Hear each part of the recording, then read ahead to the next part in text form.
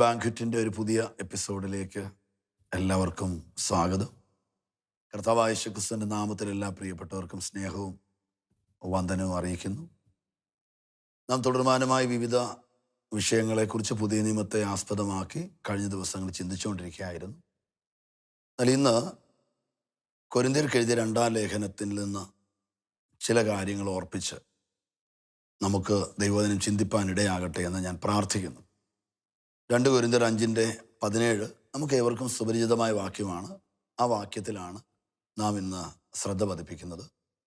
ആ വാക്യം ഇപ്രകാരമാണ്: ഒരുത്തൻ ക്രിസ്തുവിലായാൽ അവൻ പുതിയ സൃഷ്ടിയാകുന്നു, പഴയത് കഴിഞ്ഞുപോയി, ഇതാ അത് പുതുതായി തീർന്നിരിക്കുന്നു. വളരെ സുപരിചിതമായ വാക്യമാണ്. പുതിയ നിയമത്തിൽ പ്രത്യേകിച്ച് ഈ രക്ഷയോടുള്ള ബന്ധത്തിലും വീണ്ടും ജനന അനുഭവത്തോടുള്ള ബന്ധത്തിലുമൊക്കെ ചിന്തിക്കുമ്പോൾ ഈ വാക്യം പലപ്പോഴും നാം കടമെടുക്കാറുണ്ട്, പറയാറുണ്ട്, ചിന്തിക്കാറുണ്ട്. പുതുക്കം എന്നുള്ളത് തിരുവചനത്തിൽ ഓർപ്പിക്കപ്പെടുന്ന ഒരു പ്രധാന വിഷയമാണ്. പഴയതെല്ലാം പുതുതാക്കുന്ന ദൈവം. ദൈവത്തെ സംബന്ധിച്ചും ദൈവവചനം സംബന്ധിച്ചും നാം തിരുവചനത്തിൽ പഠിക്കുമ്പോൾ ഒത്തിരി പുതുക്കങ്ങളെക്കുറിച്ച് പറയുന്നുണ്ട്. രാവിലെ തോറും പുതിയ ദയ അണിയിക്കുന്ന ദൈവം, ഒരു പുതുക്കത്തെക്കുറിച്ചാണ് ഇവിടെ പറയുന്നത്. സങ്കീർത്തകൻ്റെ ഭാഷയിൽ പറഞ്ഞാൽ അവൻ എന്നെ പുതിയ എണ്ണ തേപ്പിക്കുന്നു. പ്രവാചകന്റെ ഭാഷയിൽ പറഞ്ഞാൽ പുതിയ ബലം ധരിപ്പിക്കുന്നു. വീണ്ടും തിരുവചനത്തിൽ സങ്കീർത്തനത്തിൽ പുതിയ ഉടുപ്പ് ധരിപ്പിക്കുന്നു. ഇങ്ങനെ വിവിധ കാര്യങ്ങൾ പുതുക്കത്തെക്കുറിച്ച് ദൈവത്തിൻ്റെ വചനത്തിലുണ്ട്. ഈ പുതുക്കം അഥവാ പുതിയതെന്നുള്ള പദം ഗ്രീക്കിൽ അതിന് 2 പദങ്ങളാണുള്ളത്. നമ്മളതൊരിക്കൽ ചിന്തിച്ചതാണ്. ഗ്രീക്കിൽ കൈനോസ് എന്ന് പറയുന്നൊരു പദമുണ്ട്. ഈ കൈനോസ് എന്ന പദത്തിൻ്റെ അർത്ഥം പുതിയതെന്നല്ല, പുതുക്കപ്പെട്ടതെന്നാണ്. നെയോസ് എന്നൊരു പദമുണ്ട്. നെയോസ് എന്ന് പറഞ്ഞാൽ ഫ്രഷ്, പുതിയത്. കൈനോസ് എന്ന് പറഞ്ഞാൽ അതിൻ്റെ അർത്ഥം ഒരിക്കൽ പഴകിപ്പോയതിനെ പുതുക്കുന്നത് അഥവാ പുതുക്കപ്പെട്ടത്. ഈ കൈനോസ് എന്നുള്ള പദമാണ് ബൈബിളിൽ മിക്കവാറും വിവിധ ഇടങ്ങളിൽ രേഖപ്പെടുത്തിയിരിക്കുന്നത് നെയോസ് എന്നുള്ള പദത്തെക്കാളും. കൈനോസ് അഥവാ പുതുക്കപ്പെട്ടത്. അപ്പം നമ്മൾ ഇനിയും പാർക്കുവാൻ ചെല്ലുന്ന പുതുവാന ഭൂമിയെക്കുറിച്ചും ദൈവത്തിൻ്റെ തിരുവചനത്തിൽ ആ പുതുക്കപ്പെട്ട ഭൂമി എന്നാണ് പറയുന്നത്. പുതുക്കപ്പെട്ട ആകാശം, പുതുക്കപ്പെട്ട ഭൂമി. എന്നാൽ ഈ ഗ്രീക്ക് ബൈബിൾ ഇംഗ്ലീഷിലേക്ക് വിവർത്തനം ചെയ്യപ്പെട്ടു, ഇംഗ്ലീഷിൽ നിന്ന് പിന്നത്തെ മലയാളത്തിലേക്കൊക്കെ. അപ്പോൾ ഈ പുതുക്കപ്പെട്ടത് എന്നുള്ള പദത്തിന് പകരം പുതിയത് എന്ന് നാം വായിക്കേണ്ടി വന്നു. മാത്രമല്ല, ഗ്രീക്കിൽ വ്യത്യസ്ത അർത്ഥങ്ങളുള്ള പദങ്ങളൊക്കെ ഇംഗ്ലീഷിലേക്ക് വരുമ്പോൾ ഒരേ പദം തന്നെ ആവർത്തിക്കപ്പെടുന്ന ചില ശൈലികൾ നമ്മൾ കാണാറുണ്ട്. അതുകൊണ്ട് തന്നെ ഈ കൈനോസ്, നെയോസ് എന്നിങ്ങനെ 2 വാക്കുകളും ന്യൂ എന്നൊരു പദത്തിൽ തന്നെയാണ് ഇംഗ്ലീഷിൽ അത് വിവക്ഷിക്കുന്നത്. അതുകൊണ്ട് തന്നെ ഇവിടെ പുതിയ സൃഷ്ടി എന്ന് പറയുമ്പോൾ പുതുക്കപ്പെട്ട സൃഷ്ടി എന്ന് മലയാളത്തിലേക്ക് വിവർത്തനം ചെയ്യപ്പെട്ടിട്ടില്ല. നമുക്ക് വീണ്ടും ആ വാക്യത്തിലേക്ക് വരാം. ഒരുത്തൻ ക്രിസ്തുവിലായാൽ അവൻ പുതിയ സൃഷ്ടിയാകുന്നു. ഈ സൃഷ്ടിപ്പിനെ സംബന്ധിച്ച് നാം ചിന്തിച്ചിട്ടുണ്ടല്ലോ. ദൈവം 6 ദിവസം കൊണ്ട് സൃഷ്ടിപ്പ് നടത്തി. ഈ 6 ദിവസം കൊണ്ട് ദൈവം സൃഷ്ടിക്കുമ്പോൾ 5 ദിവസത്തോളം ദൈവം സൃഷ്ടിക്കുന്നത് മനുഷ്യന് വേണ്ടിയുള്ള സൃഷ്ടികളാണ്. എന്നാൽ 6-ാം ദിവസം ദൈവം ദൈവത്തിന് വേണ്ടി മനുഷ്യനെ സൃഷ്ടിച്ചു. ഇതാണ് ബൈബിളിൻ്റെ ചരിത്രം പറയുന്നത്. ഉൽപ്പത്തി പുസ്തകം വായിച്ചു നോക്കുമ്പോൾ അവിടെ ദൈവത്തിൻ്റെ ഒരു ഡിവൈൻ ഓർഡർ നമുക്ക് മനസ്സിലാകും. 5 ദിവസം കൊണ്ട് മനുഷ്യൻ അഥവാ തൻ്റെ സ്വരൂപത്തിലും സാദൃശ്യത്തിലുമുള്ള മനുഷ്യൻ, ആ മനുഷ്യനെ ഉണ്ടാക്കിയിട്ട്, ആ മനുഷ്യന് വേണ്ടിയുള്ളതുണ്ടാക്കിയിട്ട് അവന് സന്തോഷിക്കുവാൻ, അവന് ഭക്ഷിക്കുവാൻ, അവന് ദൈവത്തിൽ പ്രമോദിക്കുവാനുള്ള സകലതും കഴിഞ്ഞ 5 ദിവസം കൊണ്ട് ഉണ്ടാക്കിയിട്ട് ഇതെല്ലാം അനുഭവിപ്പാൻ തക്കവണ്ണം ഒരു മനുഷ്യനെ 6-ാം ദിവസം ഉണ്ടാക്കുന്ന ചരിത്രമാണ് നമ്മൾ ബൈബിളിൽ കാണുന്നത്.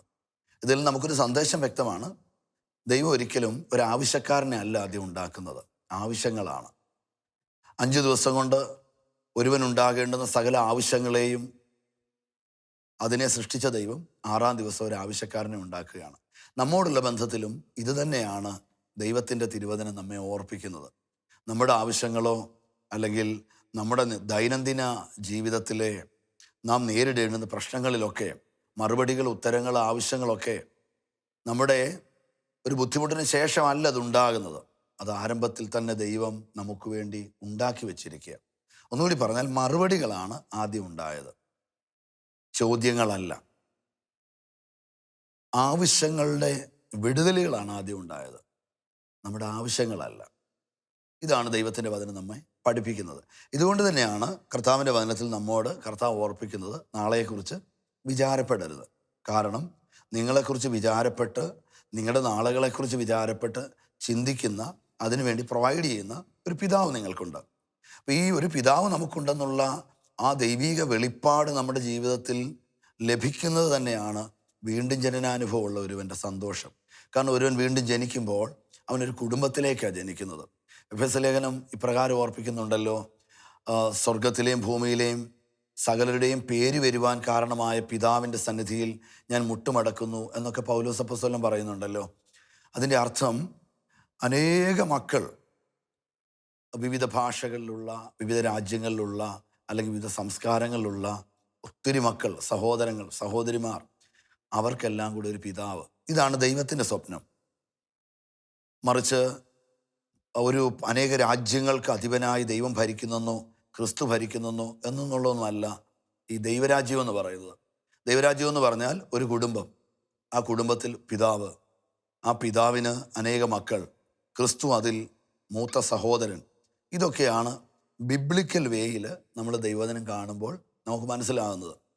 ആ ദൈവരാജ്യത്തെക്കുറിച്ചുള്ള ആ കോൺസെപ്റ്റ് ഈ വചന ശുശ്രൂഷകളിൽ നിങ്ങളായിരിക്കുമ്പോൾ നിങ്ങളുടെ ഹൃദയത്തിൽ ഉണ്ടാകട്ടെ. ഈ ചിന്തയോടെ വേണം നമുക്കിനി തുടർമാനമായ ദൈവവചനം പഠിക്കാനായിട്ട്. അപ്പോൾ ഇവിടെ പറയുന്നു, ഒരു ക്രിസ്തുവിലായാൽ അവൻ പുതിയ സൃഷ്ടിയാണ്. ഞാൻ പറഞ്ഞല്ലോ, അവിടെ ന്യൂ അഥവാ കൈനോസ് എന്ന് പറയുന്നൊരു പദമാണ് ഉപയോഗിക്കപ്പെടുന്നത്, പുതുക്കപ്പെട്ട സൃഷ്ടി. വാസ്തവത്തിൽ അതിൻ്റെ മൂലഭാഷയിലേക്കൊക്കെ ചെല്ലുമ്പോൾ A new spacious that never before exist എന്ന് പറഞ്ഞാൽ ഒരിക്കലും ഇതുവരെ ഉണ്ടായിട്ടില്ലാത്ത ഒരു സ്പീഷ്യസിനെയാണ് ഈ വീണ്ടും ജനനാനുഭവത്തിലൂടെ ദൈവം ഉണ്ടാക്കുന്നത്. ഈ പറയുന്നത് നമ്മിൽ വീണ്ടും ജനിക്കപ്പെട്ട പുതിയ മനുഷ്യൻ്റെ അനുഭവമാണ്. ഒന്നുകൂടി പറഞ്ഞാൽ, കർത്താവ് ഏതാണ്ട് 1-ാം ദിവസം മുതൽ 6-ാം ദിവസം വരെ സൃഷ്ടിച്ച യാതൊരു സൃഷ്ടികളിലും ഉൾപ്പെടാത്ത ഒരു പുതിയ സൃഷ്ടിയാണ് നമ്മൾ. സ്തോത്രം! എന്ത് വളരെ ആശ്ചര്യകരമായ ഒരു ചിന്തയാണിത്, എന്നല്ലൊരു വെളിപ്പാടാണിത്. ഒരു സൃഷ്ടികളിലും ഉൾപ്പെടാത്ത കർത്താവ് അഥവാ യഹോവയായ ദൈവം ഉണ്ടാക്കിയ മറ്റൊരു സൃഷ്ടികളിലും ഉൾപ്പെടാത്ത അത്ര പുതുമയുള്ളൊരു സൃഷ്ടി, ഒരു ന്യൂ സ്പീഷ്യസ് എന്നാണ് ദൈവത്തിൻ്റെ തിരുവചനം ഓർപ്പിക്കുന്നത്. അവിടെ ഇങ്ങനെ പറയുന്നു, ഒരു ക്രിസ്തുവിലായാൽ അവൻ പുതിയ സൃഷ്ടിയാണ്, പഴയത് കഴിഞ്ഞുപോയി. ആ കഴിഞ്ഞുപോയി എന്നുള്ള പദം അത് മലയാളത്തിലേക്ക് വിവർത്തനം ചെയ്യപ്പെട്ടാൽ മരിച്ചുപോയി, ഒഴിഞ്ഞുപോയി എന്നൊക്കെയാണ് അതിൻ്റെ അർത്ഥം. ഇനിയും പഴയതില്ല. അപ്പോൾ ഒരിക്കലും നമ്മിൽ പഴയതൊന്നും അവശേഷിക്കാത്ത നിലയിൽ നമ്മെ പുതുക്കിയിരിക്കുന്നു എന്ന് ദൈവവചനം പറഞ്ഞിരിക്കുന്നത് എന്തിനെക്കുറിച്ചാണ്? ഇതാണ് നമ്മൾ ഇന്ന് അല്പനേരം ചിന്തിക്കുവാൻ പോകുന്നത്. ഇവിടെ ഇങ്ങനെ പറയുന്നു, ഒരുവൻ ക്രിസ്തുവിലായാൽ അവൻ പുതിയ സൃഷ്ടിയാണ്, പഴയത് കഴിഞ്ഞുപോയി, അത് പുതുതായി തീർന്നിരിക്കുന്നു. Praise God. എന്നിട്ട് ഈ വാക്യം പറയുമ്പോൾ തന്നെ ഇവിടെ പൗലോസ് അപ്പോസ്തലൻ ഒരു കാര്യം കൂടി ഓർപ്പിക്കുന്നുണ്ട്. സകലവും പുതുതായി തീർന്നിരിക്കുന്നു, ദൈവം സകലതിനെയും പുതുക്കിയിരിക്കുന്നു, പഴയത് കഴിഞ്ഞുപോയി എന്നൊക്കെ പറയുമ്പോൾ അതിന് 16-ാം വാക്യത്തിൽ പൗലോസ് അപ്പോസ്തലൻ ഒരു കാര്യം പറയുന്നുണ്ട്. ആകയാൽ ഞങ്ങൾ ഇന്നു മുതൽ ആരെയും ജഡപ്രകാരം അറിയുന്നില്ല എന്ന് പറഞ്ഞാൽ മാനുഷിക ബുദ്ധിയിൽ അറിയുന്നില്ല, മനുഷ്യരെ പോലെ അറിയുന്നില്ല. വീണ്ടും താൻ ഇങ്ങനെ പറയുന്നു, ക്രിസ്തുവിനെ ജഡപ്രകാരം അറിഞ്ഞുവെങ്കിലും ഇനിമേൽ അങ്ങനെ അറിയുന്നില്ല. എന്താ പൗലോസ് അപ്പോസ്തലൻ ഓർപ്പിക്കുന്നത്? ഒന്നുകൂടി പറഞ്ഞാൽ, നമ്മുടെ ജീവിതത്തിൽ നമ്മുടെ വീണ്ടും ജനനാനുഭവം നടന്നു കഴിഞ്ഞാൽ, നാം ക്രിസ്തുവിൽ അഥവാ ദൈവവചനത്താൽ വീണ്ടും ജനിച്ച് ദൈവരാജ്യത്തിലേക്ക് കടന്നു വന്നാൽ, പിന്നത്തേതിൽ മാനുഷിക നിലകളിലല്ല നാം അറിയപ്പെടുന്നത്, ആ വീണ്ടും ജനന അനുഭവത്തിൻ്റെ പേരിലാണ്. ഒരു മനുഷ്യൻ എന്ന നിലയിലേക്കാൾ, അല്ലെങ്കിൽ ഒരു മനുഷ്യപുത്രൻ എന്നുള്ള നിലയേക്കാൾ തീർച്ചയായിട്ടും ഒരു ദൈവ പൈതൽ, ഒരു കേവലം മനുഷ്യൻ എന്നതിനേക്കാൾ ഒരു ദൈവിക കുടുംബത്തിലെ അംഗം എന്നൊക്കെയുള്ള നിലകളിൽ തന്നെയാണ് നാം അറിയപ്പെടേണ്ടത് എന്നാണ് ദൈവത്തിൻ്റെ തിരുവചനം ഓർപ്പിക്കുന്നത്. നമ്മൾ മുൻ എപ്പിസോഡുകളിൽ ചിന്തിച്ചിട്ടുണ്ടല്ലോ, നമ്മെക്കുറിച്ച് ഒരിക്കലും ഒരു മനുഷ്യനിൽ നിന്നുള്ളതല്ല ദൈവം ആഗ്രഹിക്കുന്നത്. ദൈവം നമ്മിൽ നിന്ന് ആഗ്രഹിക്കുന്നത് ദൈവത്തിൽ നിന്നുള്ളത് മാത്രമാണ്. ഒന്നുകൂടി പറഞ്ഞാൽ, ഭൂമിയിൽ 2 തരത്തിലുള്ള ആൾക്കാരുണ്ട്. ഒന്ന് ലോകക്കാരെന്ന് പറഞ്ഞാൽ സാധാരണ മനുഷ്യർ, 2 രക്ഷിക്കപ്പെട്ട ദൈവമക്കളാണ്. ഈ രക്ഷിക്കപ്പെട്ട ദൈവമക്കൾ എന്ന് പറഞ്ഞാൽ അവർ വീണ്ടും ജന്മാനുഭവം പ്രാപിച്ചവരാണ്. അവർ പുതിയ സൃഷ്ടിയാണ്. അവർക്കൊരു മനുഷ്യൻ്റെ സ്വഭാവമല്ല, അവർക്ക് ദൈവത്തിൻ്റെ സ്വഭാവമാണ്. ഈ ദൈവത്തിൻ്റെ സ്വഭാവമുള്ളവരെയാണ് ദൈവമക്കളെന്ന് ദൈവവചനത്തിൽ പറയുന്നത്. കണ്ടില്ലേ പൗലോസ് തിമോത്തിയോസിനെ വിളിക്കുന്നു, നീയോ ദൈവത്തിൻ്റെ മനുഷ്യനായുള്ളവേ എന്ന്. സാധാരണ മനുഷ്യരുണ്ട്, ദൈവത്തിൻ്റെ മനുഷ്യരുമുണ്ട്. അപ്പോൾ ലോകത്തൊരു കൂട്ടം ആൾക്കാരിൽ നിന്ന് ദൈവം തന്നെ പ്രതീക്ഷിക്കുകയാണ്. ഒന്നുകൂടി പറഞ്ഞാൽ, ഒരു കൂട്ടം ആൾക്കാരെ തിരഞ്ഞെടുത്തിട്ട് അവരിൽ തൻ്റെ ആത്മാവിനെ വെച്ചിട്ട് ദൈവം എന്തെല്ലാം ചെയ്യുന്നു, ദൈവം എങ്ങനെ ചിന്തിക്കുന്നു, ദൈവം എങ്ങനെ പ്രതികരിക്കുന്നു, ഈ നിലകളിലെല്ലാം ചെയ്യുവാൻ, ചിന്തിക്കുവാൻ, പ്രതികരിക്കുവാനൊക്കെ ദൈവം ആക്കിയിരിക്കുന്ന കൂട്ടമാണ് നമ്മൾ. നമ്മുടെ പേരാണ് പുതിയ സൃഷ്ടി. സ്തോത്രം. അപ്പോൾ ഇവിടെ പൗലോസ് ഇപ്രകാരം പറഞ്ഞ്, പഴയത് കഴിഞ്ഞുപോയി. ഈ പഴയത് കഴിഞ്ഞുപോയി എന്ന് പറയുമ്പോൾ ആ പഴയത് എന്ന് ഓർപ്പിക്കപ്പെടുന്നത് ആദാമ്യമായതിനെക്കുറിച്ചാണ്. ആദാമ്യമായത് എന്ന് പറഞ്ഞാൽ റോമാലേഖനം അതിൻ്റെ 5-ാം അധ്യായമൊക്കെ നമ്മൾ പഠിക്കുമ്പോൾ നമുക്കതിൽ നിന്ന് മനസ്സിലാകും, ആദത്തിൽ നിന്ന് ക്രിസ്തുവിലേക്കുള്ള ഒരു പറിച്ചുനടിയിലാണ് നമ്മുടെ ആത്മീക ജീവിതത്തിൻ്റെ ആരംഭം. ആദാമ്യമായ പഴയത്, അതിൽ വീഴ്ചയുടെ പ്രകൃതിയുണ്ട്, അതിൽ ശാപമുണ്ട്, രോഗമുണ്ട്, മരണമുണ്ട്, മറ്റനേക ബന്ധനങ്ങളുണ്ട്, ബലഹീനതയുണ്ട്. എന്നാൽ ആദാമ്യമായ ഒന്നിൽ നിന്ന് എന്നെ ക്രിസ്തുവിലേക്ക് പറിച്ചു നടുകയാണ്. ആ പഴയതിൽ നിന്ന് പുതിയതിലേക്ക് വരുമ്പോൾ ആ പുതിയ ക്രിസ്തുവിലേക്കുള്ള പുതിയ സൃഷ്ടിയുടെ അനുഭവങ്ങൾ നാം പ്രാപിപ്പാൻ ദൈവം നമ്മെക്കുറിച്ച് ആഗ്രഹിക്കുകയാണ്. Praise God. ഒന്നുകൂടി പറയാം, ആത്മാവിൽ നാം വീണ്ടും ജനിച്ചപ്പോൾ നാം ആദാമ്യമായതിൽ നിന്ന് നാം പറിച്ച് ക്രിസ്തുവിലേക്ക് നടപ്പെടുകയാണ്. ഒന്നിൽ നിന്ന് നമ്മെ പ്ലക്ക് ചെയ്തിട്ട് മറ്റൊന്നിലേക്ക് നമ്മെ ഡീപ്പ് റൂട്ടഡ് ആക്കുന്ന ഒരു അനുഭവം അത് വെളിപ്പെട്ടു. വാസ്തവത്തിൽ ഇതാണ് ദൈവത്തിൻ്റെ തിരുവചനം നമ്മെ ഓർപ്പിക്കുന്നത്. അപ്പോൾ തന്നെ ആദാമ്യ പാപനിമിത്തം നമ്മുടെ ജീവിതത്തിൽ നാം അനുഭവിച്ചുകൊണ്ടിരുന്ന കോൺസിക്വൻസുകൾ, ആദത്തിൻ്റെ പാപത്തിൻ്റെ അനന്തരഫലങ്ങൾ, ഇതൊന്നും ഇനി നാം അനുഭവിക്കാതെ നാം ക്രിസ്തുവിലുള്ള ആ പുതിയ സൃഷ്ടിയുടെ ആ പുതുക്കപ്പെട്ട അനുഭവത്തെ, ആ ജയത്തെ നാം അനുഭവിക്കണമെന്ന് ദൈവം നമ്മെക്കുറിച്ച് ആഗ്രഹിക്കുകയാണ്. ഇവിടെ പൗലോസ് അപ്പോസ്തലൻ പറയുന്നു, പഴയത് കഴിഞ്ഞുപോയി, സകലതും പുതുതായിരിക്കുന്നു. എന്നിട്ട് 16-ാം വാക്യത്തിൽ ഓർപ്പിക്കുന്നു, ആകയാൽ ഞങ്ങൾ ഇന്നു മുതൽ ആരെയും ജഡപ്രകാരം അറിയുന്നില്ല എന്ന് പറഞ്ഞാൽ മാനുഷികമായിട്ട് അറിയുന്നില്ല. ആത്മാവിൽ വീണ്ടും ജനിക്കപ്പെട്ടവനെ പോലെ, ക്രിസ്തുവിൽ പുതുക്കപ്പെട്ടവനെ പോലെ, ഒരു ദൈവീക കുടുംബത്തിലെ അംഗത്തെ പോലെ മാത്രമേ ഞങ്ങൾക്ക് മറ്റൊരാളെ കാണുവാൻ കഴിയൂ എന്ന് പൗലോസ് അപ്പോസ്തലൻ അവിടെ ഓർപ്പിക്കുക. ഞാൻ ആരംഭത്തിലേ പറഞ്ഞല്ലോ, ഈ പുതുക്കത്തെക്കുറിച്ച് ദൈവത്തിൻ്റെ തിരുവചനത്തിൽ വിവിധ ഇടങ്ങളിൽ ഓർപ്പിക്കപ്പെട്ടിട്ടുണ്ട്. പുതിയത്, ആമേൻ. ഇവിടെ യെശയ്യാവിൻ്റെ പ്രവചനം 43-ാം അധ്യായം നാം വായിക്കുമ്പോൾ 43-ാം അധ്യായത്തിൻ്റെ 18-19 വാക്യങ്ങളിൽ കർത്താവ് അവിടെ പ്രകാരം അരുളി ചെയ്യുന്നുണ്ടല്ലോ, മുമ്പുള്ളവയെ നിങ്ങൾ ഓർക്കണ്ട, പണ്ടുള്ളവ നിരൂപിക്കുകയും വേണ്ട, ഞാനിതാ പുതിയതൊന്ന് ചെയ്യുന്നു. കർത്താവ് അവിടെ പല ഭാഗങ്ങളിലായിട്ട് ദൈവത്തിൻ്റെ പരിശുദ്ധാത്മാവ് പുതുവാന ഭൂമിയെക്കുറിച്ച് ഓർപ്പിക്കുന്നുണ്ട്. പുതുക്കപ്പെട്ട ആകാശം, പുതുക്കപ്പെട്ട ഭൂമി. ഒന്നുകൂടി പറഞ്ഞാൽ, വിശുദ്ധന്മാർക്ക് ദൈവം വസിക്കുവാൻ തരുന്ന ഒരു സ്വർഗീയ അനുഭവമാണ്, അല്ലെ സ്വർഗീയ സ്ഥലമാണ് പുതുവാന ഭൂമി എന്ന് പറയുന്നത്. അപ്പം നമ്മോടുള്ള വാഗ്ദത്വം ഇത് തന്നെയാണ് കേട്ടോ.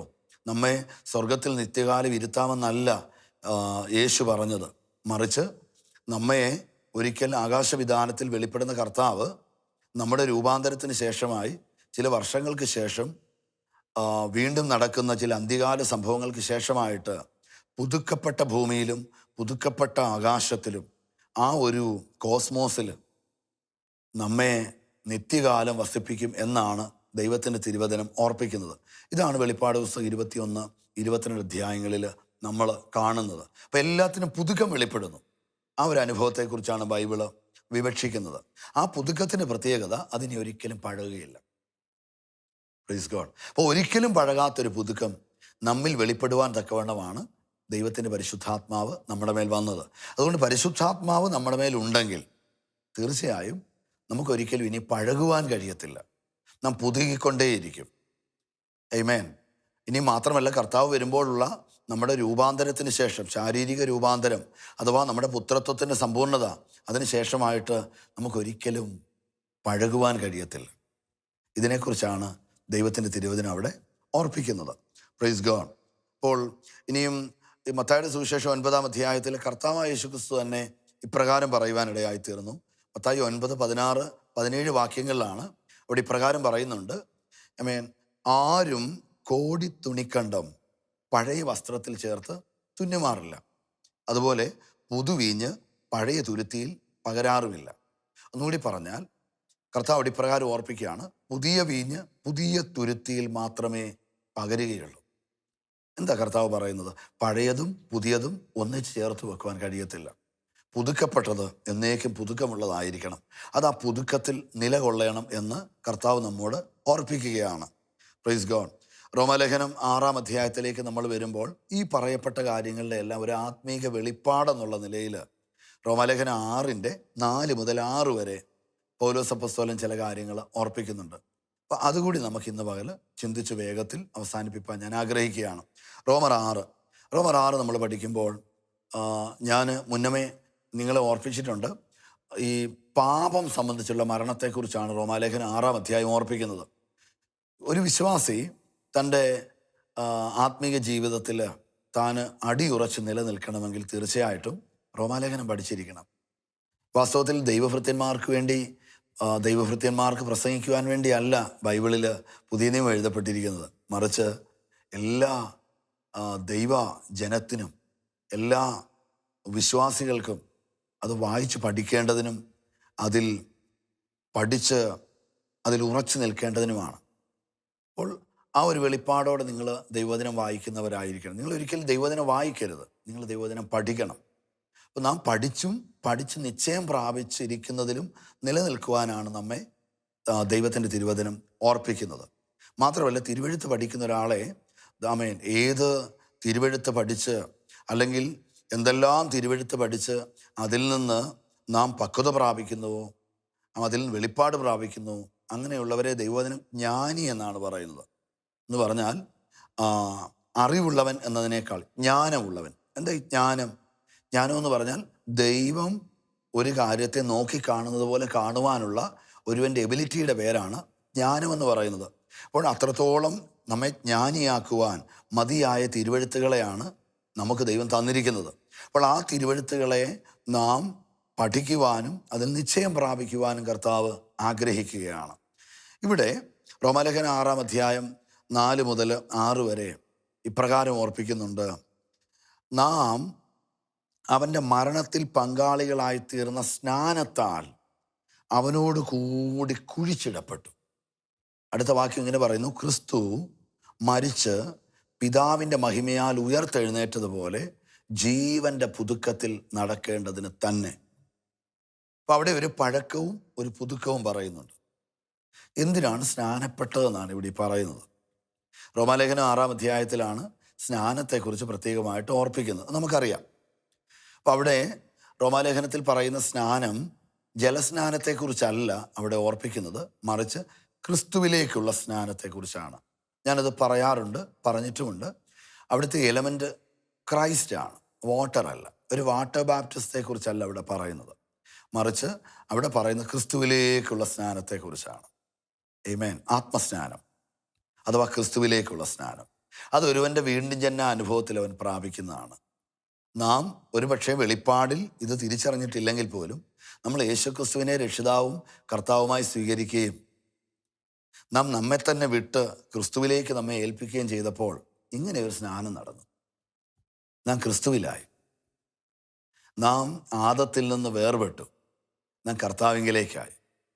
അപ്പോൾ ഒന്നാം മനുഷ്യനായ ആദത്തിൽ നിന്ന് വേർപെട്ട് രണ്ടാം മനുഷ്യനായ ക്രിസ്തുവിങ്കിലേക്കാകുന്ന ഒരുവന് ദൈവം കൊടുക്കുന്ന ഒത്തിരി ബെനിഫിറ്റ്സുകളുണ്ട്. അത് എൻജോയ് ചെയ്യണമെന്നാണ് ദൈവത്തിൻ്റെ ആഗ്രഹം. നാം അതിൽ സന്തോഷിക്കണം. ഓരോ ഭക്തനെക്കുറിച്ചും ദൈവത്തിൻ്റെ ആഗ്രഹം എന്താണെന്നറിയാമോ? ഒരു പിതാവ് സ്നേഹിക്കുന്നത് പോലെ എന്നെ സ്നേഹിക്കുന്ന എൻ്റെ ദൈവമായ പിതാവിൻ്റെ എന്നോടുള്ള ആ കൺസേൺ, എന്നോടുള്ള വാത്സല്യം, എന്നോടുള്ള ദൈവം തരുന്ന കരുതലുകൾ അതെല്ലാ ദിവസവും അനുഭവിച്ച് ഞാനതിൽ സന്തോഷിക്കുകയും ഞാനതിൽ ദൈവത്തെ മഹത്വപ്പെടുത്തുകയും ചെയ്യണമെന്നാണ് ദൈവം ആഗ്രഹിക്കുന്നത്. ഇത് കർത്താവിൻ്റെ ആഗ്രഹമാണ്. അത് എല്ലാ ഭക്തന്മാരോടുള്ള ബന്ധത്തിലും ആ നിലകളിൽ തന്നെയാണ് ദൈവം ആഗ്രഹിക്കുന്നത്. ഓരോ ദിവസവും ദൈവിക കരുതലുകൾ കണ്ട്, ദൈവിക കരുതലുകൾ അനുഭവിച്ച്, അത് രുചിച്ച്, എൻ്റെ ദൈവം എന്നെ ഇത്രത്തോളം സ്നേഹിക്കുന്നു, ആ പിതൃസ്നേഹത്തിൽ മുങ്ങി അതിൽ ഡിലൈറ്റ് ചെയ്ത് മുൻപോട്ട് പോകുന്ന ഒരു ആത്മീക ജീവിതമാണ് നമ്മെക്കുറിച്ച് കർത്താവ് ആഗ്രഹിക്കുന്നത്. അപ്പോൾ നാം പലപ്പോഴും ഈ ഒരു ദൈവിക തിരിച്ചറിവ് നമുക്കില്ലാത്തത് കൊണ്ട് നമ്മുടെ ക്രിസ്ത്യ ജീവിതം പലപ്പോഴും കഷ്ടമാണ്, ദുഃഖമാണ്, അല്ലെങ്കിൽ ഞെരുക്കമാണ് എന്നൊക്കെ നാം ചിന്തിക്കും. വളരെയേറെ ആൾക്കാരും ചിന്തിക്കുന്നത് ഈ വിശ്വാസാനുഭവത്തിലേക്ക് വന്നു കഴിഞ്ഞിട്ട് ഒത്തിരി കഷ്ടപ്പെടുകയും വേദനിക്കുകയും ഒക്കെ ചെയ്താൽ സ്വർഗത്തിൽ പ്രതിഫലം ഉണ്ടെന്നാണ്. ദൈവമക്കളെ, നിങ്ങൾ നിങ്ങളുടെ ജീവിതത്തിൽ നിങ്ങൾ വിശ്വാസത്തിലേക്ക് വന്നതിന് ശേഷം നിങ്ങൾ കഷ്ടം സഹിച്ചു, അല്ലെങ്കിൽ നിങ്ങൾ പട്ടിണിയിലായി, നിങ്ങൾ രോഗത്തിലായി, ഇതൊന്നും ദൈവനാമത്തിന് മഹത്വമുണ്ടെന്ന് ദൈവത്തിൻ്റെ വചനം പറയുന്നില്ല. മറിച്ച് നമ്മുടെ ജീവിതത്തിലെ ഓരോ പ്രതിസന്ധികളിലും ഓരോ പ്രശ്നങ്ങളിലും, അത് രോഗമാകട്ടെ ഞെരുക്കമാകട്ടെ, എന്തിലും ആ നല്ല പിതാവിൻ്റെ കരത്തെ മുറുകെ പിടിച്ചിട്ട് ആ ദൈവികമായ പ്രൊവിഷനുകൾ, വിടുതലുകൾ, അത് ഓരോ സമയത്തും തക്ക സമയത്ത് അനുഭവിച്ച് അങ്ങനെ ദൈവത്തിൽ സന്തോഷിച്ച് മുൻപോട്ട് പോകുന്ന ഒരു ആത്മീക ജീവിതത്തെക്കുറിച്ചാണ് ദൈവത്തിൻ്റെ തിരുവചനം നമ്മെ ഓർപ്പിക്കുന്നത്. Praise God. ഈ കർത്താവായ യേശുക്രിസ്തു നമുക്ക് വേണ്ടി കാൽവറിയിൽ യാഗമായപ്പോൾ നമ്മുടെ ആത്മീക ജീവിതത്തിനും നമ്മുടെ ഭൗമിക ജീവിതത്തിനും നമ്മുടെ ആരോഗ്യപരമായ കാര്യങ്ങൾക്കും നമ്മുടെ മാനസികമായ വിഷയങ്ങൾക്കും എന്ന് പറഞ്ഞ ഒരു മനുഷ്യൻ ഉൾപ്പെടുന്ന അവൻ്റെ ദേഹം, ദേഹി, ആത്മാവ്, ഈ സകല വിഷയങ്ങൾക്കും വേണ്ടിയുള്ള കരുതലുകൾ കർത്താവായ യേശുക്രിസ്തു കാൽവറി പൂർത്തിയാക്കി. അപ്പോൾ നാം ക്രിസ്തുവിലേക്ക് വരുമ്പോൾ യേശുക്രിസ്തു അങ്ങനെ നമുക്ക് വേണ്ടി പൂർത്തിയാക്കിയ സകല കരുതലുകളും നാം അനുദിനം അനുഭവിക്കണം. അങ്ങനെ നമ്മുടെ ഓരോ ദിവസവും സന്തോഷത്തിൻ്റെയും അതുപോലെ സമാധാനത്തിൻ്റെയും സ്വസ്ഥതയുടെ, ഒരു ദൈവിക ജയത്തിൻ്റെ, വിടുതലിൻ്റെ ദിവസങ്ങളാകാനാണ് കർത്താവ് ആഗ്രഹിക്കുന്നത്. സങ്കീർത്തന പുസ്തകത്തിൽ വായിച്ച് കേട്ടിട്ടില്ല, ഇത് യഹോവയുണ്ടാക്കിയ ദിവസം, ഇന്ന് നാം സന്തോഷിച്ച് ആനന്ദിക്കാം. ഇത് ഒരിക്കലും വിശുദ്ധന്മാർ കൂടി വരുന്ന ഒരു ഞായറാഴ്ചയെക്കുറിച്ചല്ല പറയുന്നത്. ഓരോ ദിവസത്തെക്കുറിച്ചും ഭക്തൻ്റെ കാഴ്ചപ്പാട് ഇതായിരിക്കണം. ഈ ഒരു ദിവസം ദൈവത്തിൻ്റെ കരുതലുകളും ദൈവത്തിൻ്റെ ആശ്വാസങ്ങളും ഒക്കെ അനുഭവിപ്പാൻ ദൈവം എനിക്ക് തന്ന ദിവസമാണ് എന്നുള്ള തിരിച്ചറിവിലാണ് ഓരോ ദിവസവും പ്രത്യേകതയുള്ളതാകുന്നത്, കളർഫുള്ളാകുന്നത്. അങ്ങനെ നാം നമ്മുടെ അപ്പനിൽ സന്തോഷിക്കുവാൻ കർത്താവ് ആഗ്രഹിക്കുകയാണ്. Praise God. അപ്പോൾ നമുക്ക് ഈ വചനം വായിച്ചപ്പോൾ 2 കൊരിന്ത്യർ 5:17 വായിച്ചപ്പോൾ, ഒരുവൻ പുതിയ സൃഷ്ടിയാണ്, അവൻ പഴയ ആദാമ്യമായതിലല്ല, പുതുക്കപ്പെട്ട അഥവാ ക്രിസ്തുവിലാണ്. അങ്ങനെ ക്രിസ്തുവിലുള്ള സകല ദൈവിക അനുഗ്രഹങ്ങളും നാം അനുദിനം അനുഭവിപ്പാൻ ദൈവം ഇടയാക്കുന്നു. സ്തോത്രം. അപ്പോൾ ഈ ഒരു വെളിപ്പാടോടെ നമുക്ക് മുൻപോട്ട് പോകുവാൻ കർത്താവ് ഇടയാക്കട്ടെ എന്ന് ഞാൻ പ്രാർത്ഥിക്കുകയാണ്. കർത്താവിൻ്റെ കൃപ, ആമേൻ, അതിന് നമ്മെ യോഗ്യരാക്കി തീർക്കട്ടെ. നമുക്ക് ദൈവകരങ്ങളിൽ ഏൽപ്പിക്കാം. ഞാൻ ഒരിക്കൽ കൂടി ആ വാക്യം പറയുന്നു. ഒരുവൻ ക്രിസ്തുവിലായാൽ പുതിയ സൃഷ്ടിയാണ്. പുതിയത്, ഒട്ടും പഴയതില്ലാത്തത്. പഴയത് കഴിഞ്ഞുപോയി. അപ്പോൾ നമ്മൾ പറഞ്ഞു, പുതിയത് ക്രിസ്തു, പഴയത് ആദം.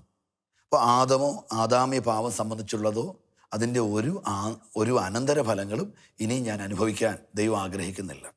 മറിച്ച് യേശുക്രിസ്തുവിലൂടെയുള്ള ആ ആദാമ്യ പാപത്തിൽ നിന്നുള്ള രക്ഷയുടെ ആ വലിയ വിടുതലുകൾ നാം അനുഭവിപ്പാൻ ദൈവം ആഗ്രഹിക്കുന്നു. അതുകൊണ്ട് നമ്മുടെ ആത്മീയ ജീവിതം ഈ നിലകളിൽ കർത്താവിൽ സന്തോഷിക്കുവാനും ഓരോ ദിവസവും ദൈവിക കരുതലുകളിൽ ആനന്ദിക്കുവാനും ദൈവത്തിൽ പ്രശംസിക്കുവാനിടയുള്ളതാകട്ടെ എന്ന് ഞാൻ പ്രാർത്ഥിക്കുന്നു. നമുക്കൊരു നിമിഷം പ്രാർത്ഥിക്കാമല്ലോ. Praise God. അമ്മേ, കർത്താവും പിതാവുമേ, ഞങ്ങൾ ഒന്നിച്ചടുത്തു വരുന്നു. ഈ ദൈവവചന ശുശ്രൂഷ കേട്ടുകൊണ്ടിരിക്കുന്ന എല്ലാ പ്രിയപ്പെട്ടവരെയും പരിശുദ്ധാത്മാവ് തൊടുവാൻ ഞാൻ പ്രാർത്ഥിക്കുക. പിതാവേ, അങ്ങയുടെ സ്നേഹം ആഴത്തിൽ അറിയുവാൻ ഞങ്ങൾക്കിടയാക്കണമേ. ഞങ്ങളുടെ ജീവിതത്തിൽ അങ്ങ് തരുന്ന കരുതലുകൾ, ഞങ്ങളുടെ ജീവിതത്തിൻ്റെ എല്ലാ വിഷയങ്ങളിലും അങ്ങ് ഞങ്ങൾക്ക് വേണ്ടി നീട്ടുന്ന ദൈവകരം, ഓരോ കാര്യത്തിനും ഞങ്ങൾക്ക് തരുന്ന ജയം, ഓ കർത്താവേ, അതൊക്കെ അനുദിനം കണ്ട് ഞങ്ങൾക്ക് സന്തോഷിക്കുവാനും അങ്ങിൽ ആനന്ദിക്കുവാനും അങ്ങ് ഇടയാക്കുവാൻ ഞങ്ങൾ പ്രാർത്ഥിക്കുന്നു.